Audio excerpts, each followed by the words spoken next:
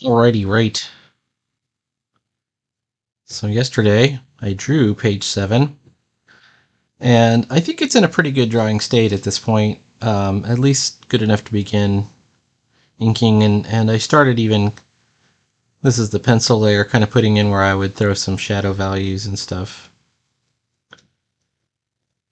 I also put in my dialogue, as you can see, and yeah, everything's good. Now, my one thought, and I have a second thought, but one thought is like, well, I didn't need this whole panel to draw this one ship up here. Um, I could extend this panel up. But here's my second thought is I kind of need this space at the bottom to show that the ship is descending. If I didn't have that negative space down below, we wouldn't have the sense that the ship was descending and we were looking up at it from below. So I guess we'll keep it as it is. That said,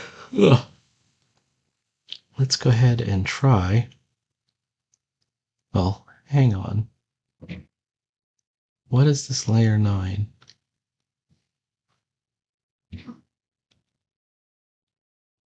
That's a sound effect. Okay. We're going to take all of layer 9 and layer 1, or layer 2 rather, combine them, then reduce the opacity. Just the reason for this is I just want to keep all my pencil layers in one tidy layer. I know that layer 9 is actually just guidelines for a sound effect. But if we need to, we could just break, it says P4 nails. We could break it back out into something else. Pencils is what I wanted. Layer 1 is panels. Panel borders. After this chapter, like the next page after this starts chapter 2.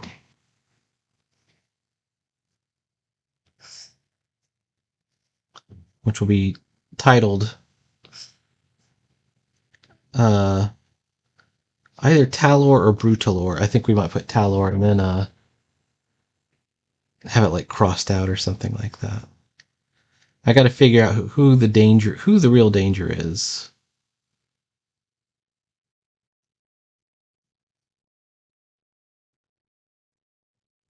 And then introduce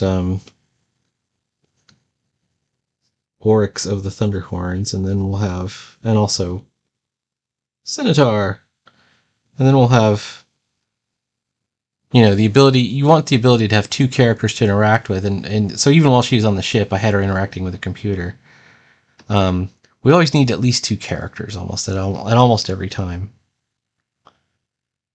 Okay. So there's my panels. And let's see. Sorry for yawning. Hinky. Switch back to our rusty nib. I'm thinking I really like the rusty nib. I'm gonna use it for almost everything I do at this point. Maybe I'll try some of the other pens. Like they have stuff like they have a Milt Caniff pen. They have a Robert Crumb pen. They have a Wally Wood pen.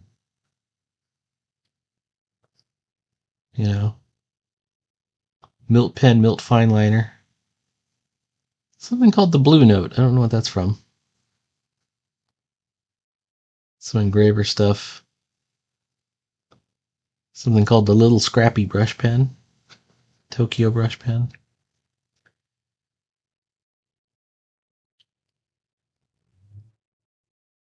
I'm going to try to do the clouds first. And then I'll do the I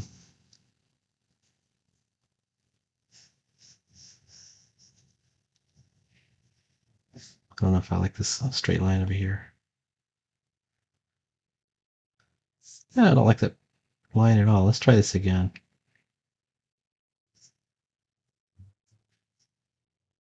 No.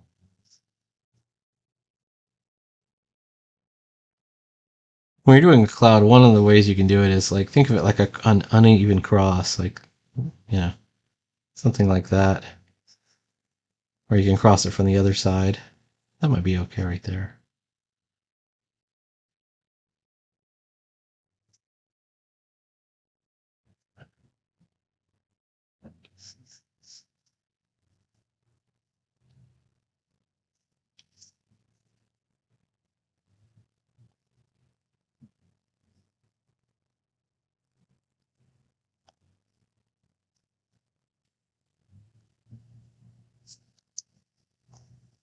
I want to make sure my line weights feel correct.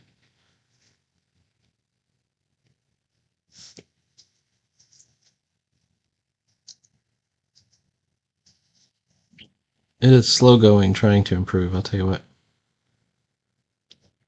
All right, we're going to start with the bottom feet, because we're going to see them down below. There they are. There's the feet.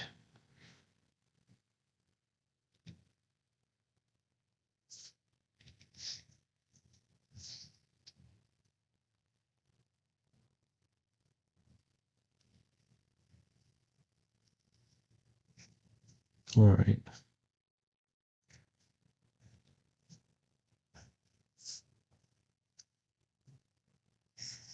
Oh,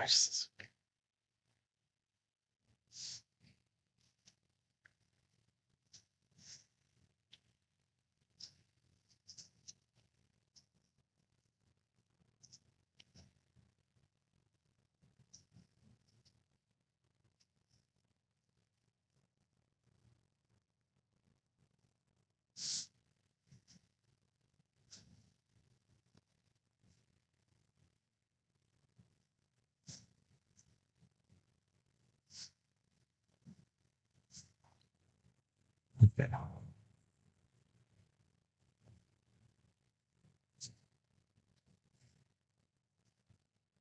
Might even be worthwhile to go look at the reference again. I have the reference here. See how it was designed. This is the same ship, but we're looking at the underside. This is the front or the top. So maybe like that.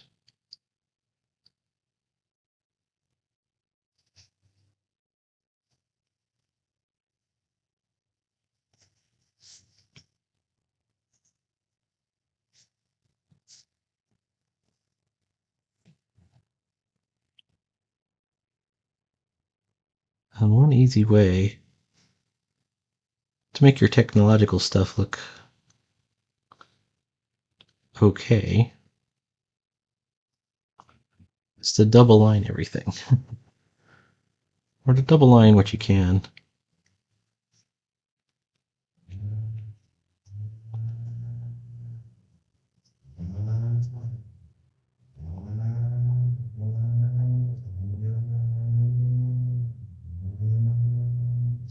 This is tucked under, so this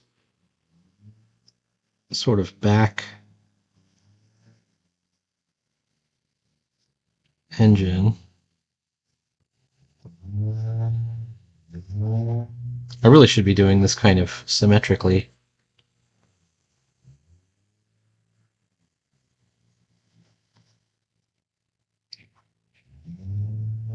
Paying better attention to line weight. Let's do this. Whoops.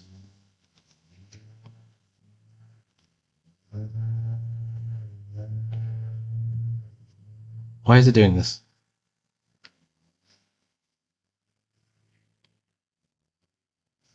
Oh, that's why. It's huge. I see. Okay.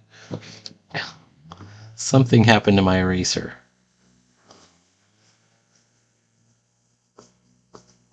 Let's fix the eraser. Syrup. Done. Alright, I want to erase this line.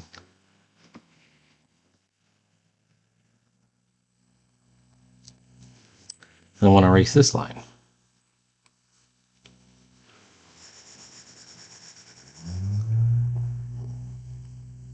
I kind of want to just repeat this engine over here, which I could do with copy paste. That wouldn't be the worst thing in the world to do. It would certainly eliminate any human error on my part. I think we're just going to go ahead and do it anyways.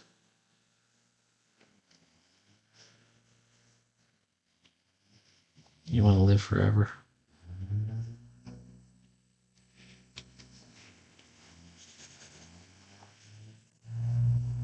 All right. And here we are. We're seeing the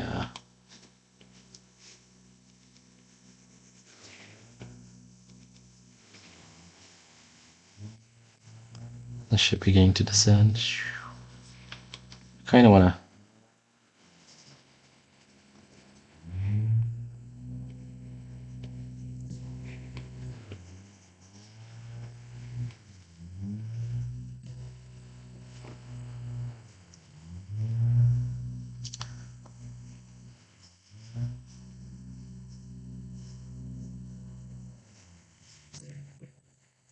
Always have to keep in mind any design work that you do on something that you've never designed yet. Like, I knew what the outside of the ship looked like, but I never really designed the bottom of the ship. And then I found myself needing it. So that means that's canon now. You have to, anytime you draw this ship ever again, just remember. It's got feet, it's got these two little blast engines underneath. Alright.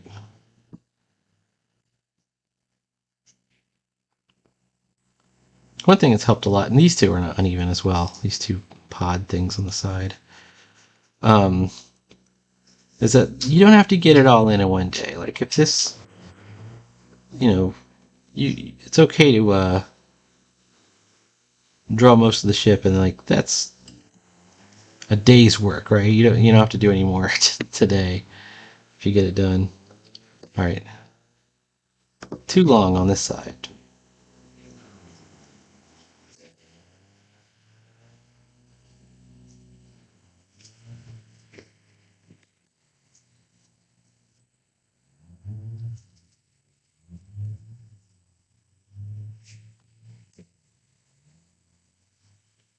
Using a thinner line weight here.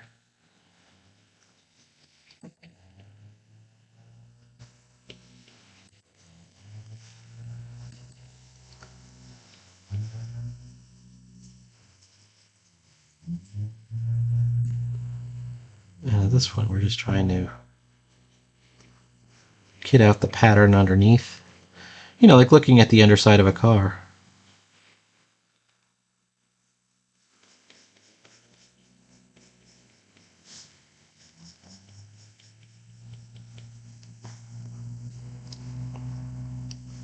And here it goes.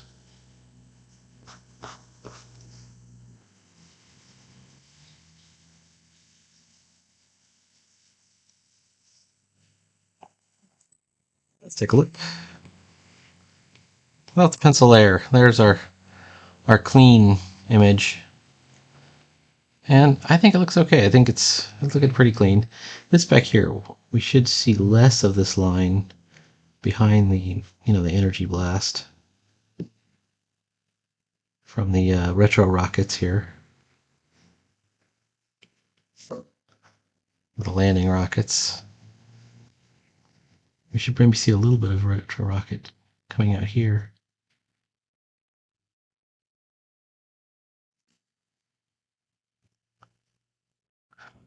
And then I kind of imagine it as not a very stable flyer, so I've got these shaking motions.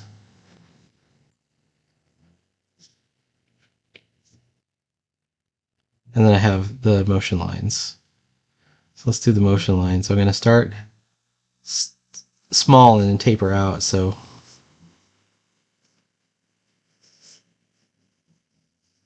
like that.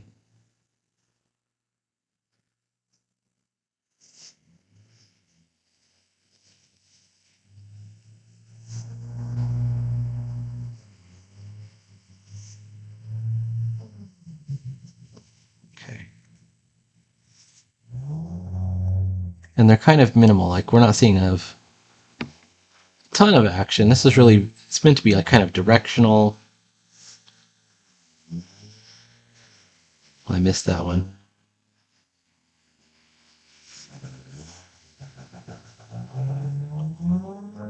Like that. As if it's moving in a slower speed. It's not moving as fast as a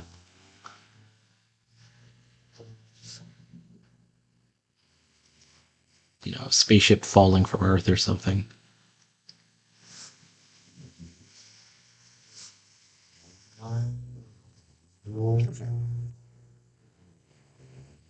At this point, we just erase. And we're going to hope for the best. I think I'm going to do the bubbles layer on this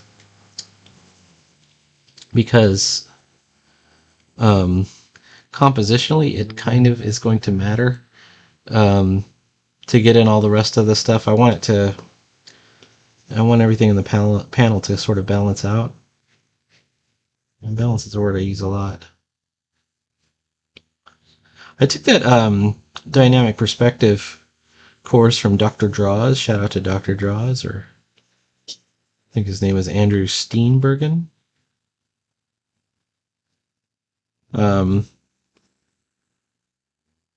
One of the things it mentions specifically is balance, but he's not talking about balance in that sense. He's literally talking about a figure being able to balance on 1 foot or 2 feet or whatever.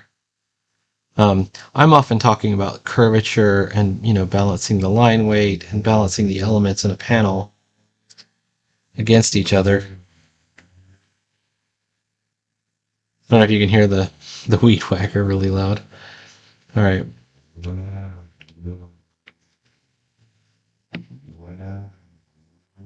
There's a cloud. All right, let's get back into the bubbles panel. Bubs. Bublés. All right. For the bubbles, I am usually going straight back to the technical pen. And I know it says has it right flush up against the panel border there, and so that means we're probably, in my mind, I was going to break the panel border, but I don't really consider this a break. I consider this an overlap. We're going to overlap the panel border. And what this shows us is that it's narration. It's narration that occurs outside the context of the scene. As if if we were watching this as a movie, it would be a voiceover. And voiceovers can be outside the panel, because it's commenting on the panel. This one says, moments later, the pod descends through the warm humidity of Talor. I might even say, of Talor's eastern jungle, or something like that.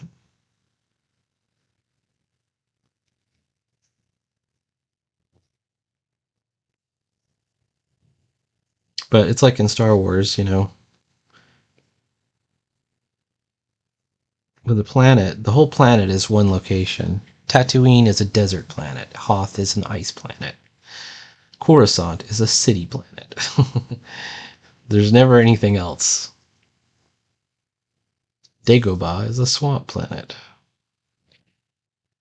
Gotta keep that in mind. All right. And we're going to do our little trick here. So we're going to take moments. Where's moments? We're going to get rid of the letter M. And then we're going to redraw it. This is an initial cap. Oops, sorry. Put it right there in the bubbles layer.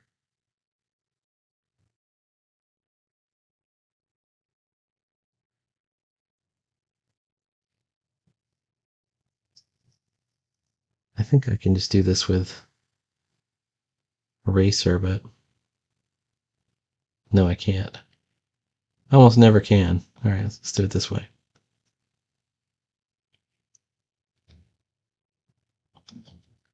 The important thing is it has to be a bit bigger. and all the other letters. And it has to be nicely outlined.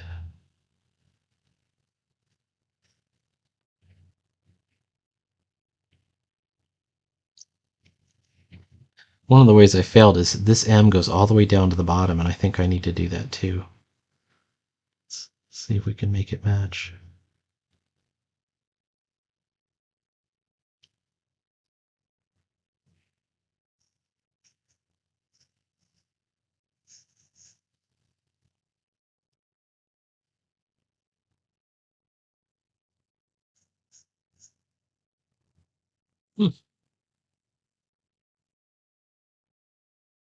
That looks pretty good.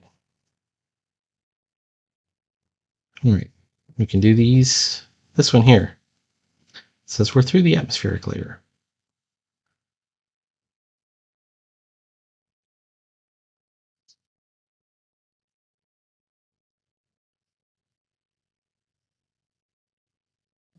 I was excited to hear about Ed Piskor's daily strip. Makes me want to do a daily strip. I mean, I've dabbled with it before. Even like, my current style of comics, every page is sort of meant to be its own self-contained strip. But they're taking way longer in a day. I'll fix that. Bubbles.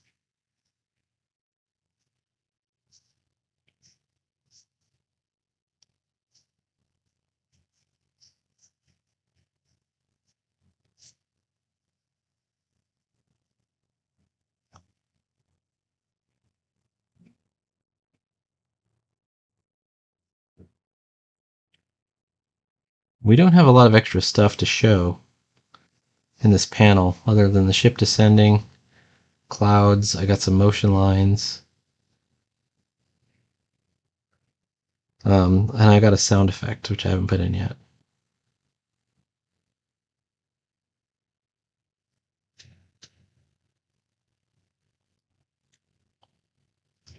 What else?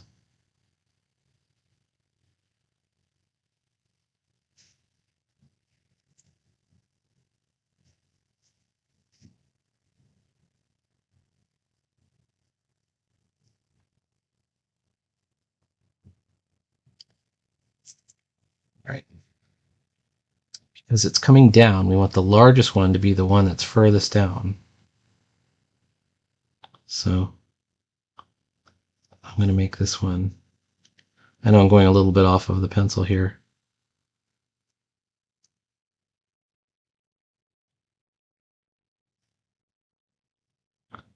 And I'm making each one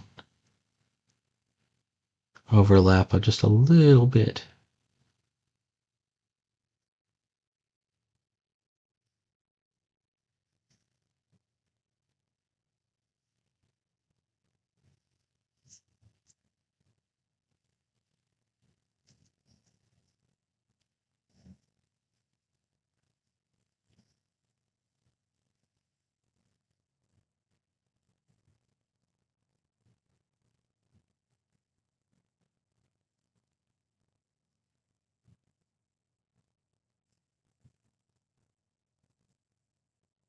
You may be wondering, is like, why is it the sound Zor? Why is that a sound?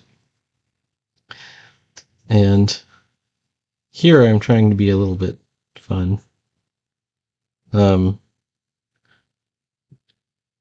manga, you can often use a very unconventional sound effect here and there. Like a baleful stare is veen, V-E-E-N, veen. It's almost a sound effect. Like if this were an animation, what sound effect would you use?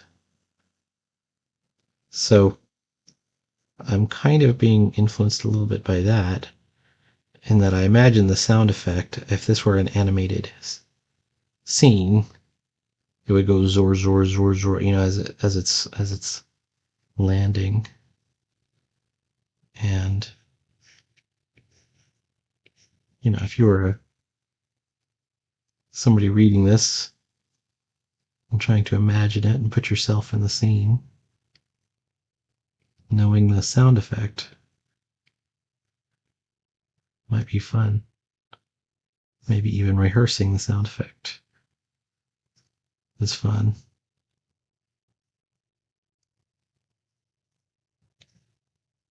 Ooh, I liked everything except...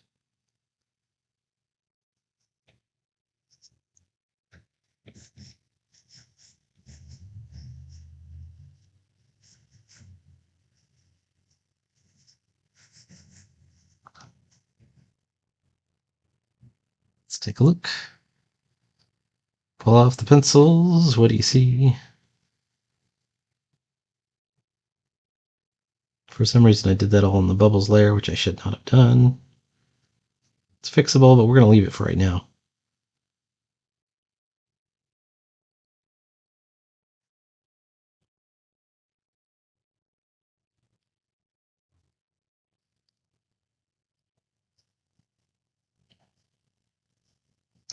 I think it's looking pretty good. I think we do want to do a tones layer, though. Let's do a tones layer.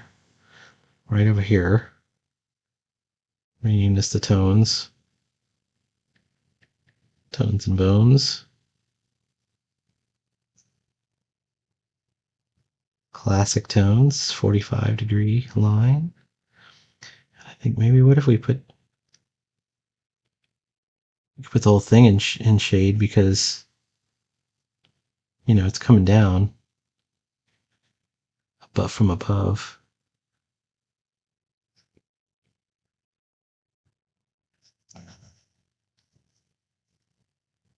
Something like that. It kind of feels pleasantly balanced.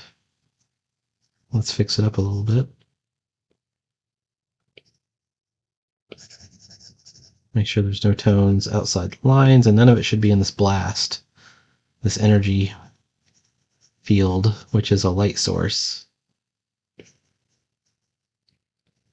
It's okay to do like a little halo around this circle.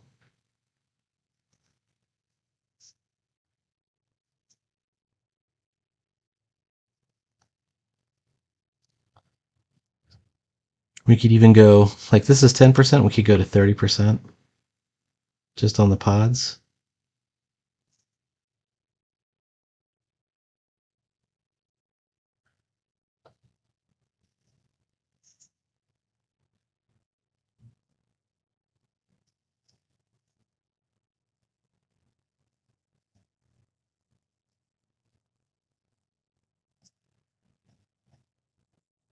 Because that they're at a different elevation, you know, in the ship.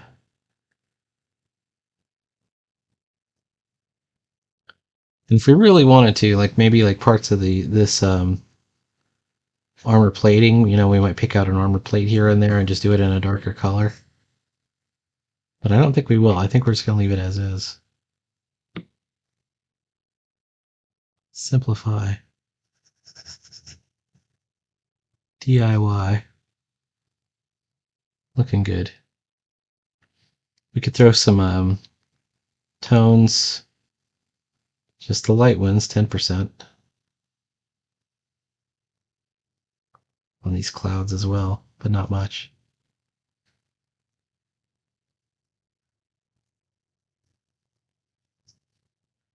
Just to give them some volume, some pop them out a little bit.